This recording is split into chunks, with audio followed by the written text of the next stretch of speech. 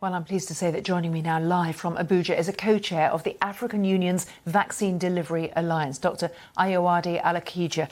Dr. Alakija, thank you for your time. Do you feel that this was inevitable in some way? Thank you, Philippa. It was absolutely inevitable. And may I say firstly that had the first SARS-CoV virus, the one that was first identified in China last year, originated in Africa, it is now clear that the world would have locked us away and thrown away the key. There would have been no urgency to develop vaccines because it would have been expendable. Africa would have become known as the continent of COVID. What is going on right now is inevitable. It's as a result of the world's failure to vaccinate in an equitable, urgent, and speedy manner. It is as a result of hoarding by high-income countries of the world. And quite frankly, it is unacceptable. These travel bans are based in politics and not in science. It is wrong. I hear your anger about the immediate reaction and about the lack of action beforehand.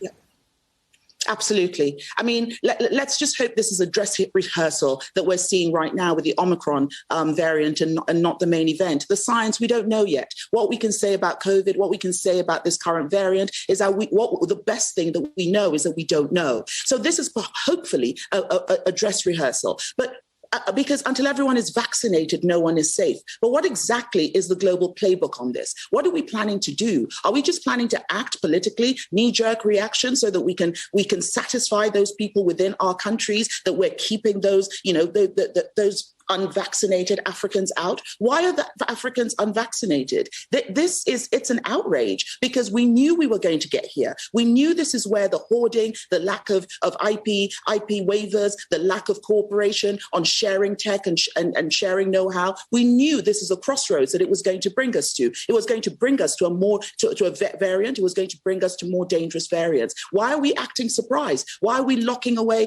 Africa when this virus is already on 3 continents? Nobody's locking away Belgium. Nobody's locking away Israel. Why are we locking away Africa? It is wrong. And it is also time that our African leaders stand up and they find their voice. African leadership need to sit up in this moment. Our presidents need to wake up in this moment and realize that this is not business as usual. Their continent is at stake. Our lives are at stake. And we cannot allow the world to do this to us. You compared the situation now to the situation when the virus came out of Wuhan, came out of China. And if there'd been an instant lockdown and a travel lockdown, we'd be talking about a different pandemic. So the instant reaction is surely something has to be done in the very short term to try to stop the spread of the virus, this variant.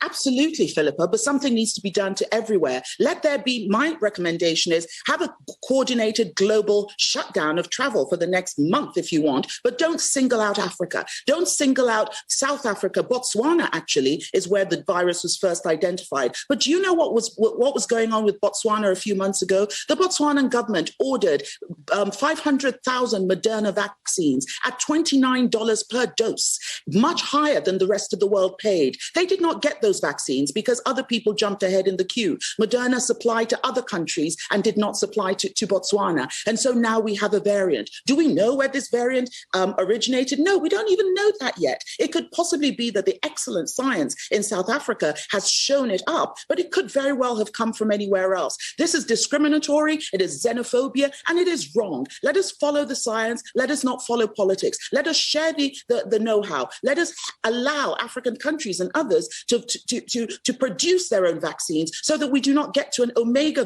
variant, which we cannot absolutely control. Dr. Alakija, we have to leave it there. Really important to hear your voice and what you're saying. Thank you. Thank you, Philip.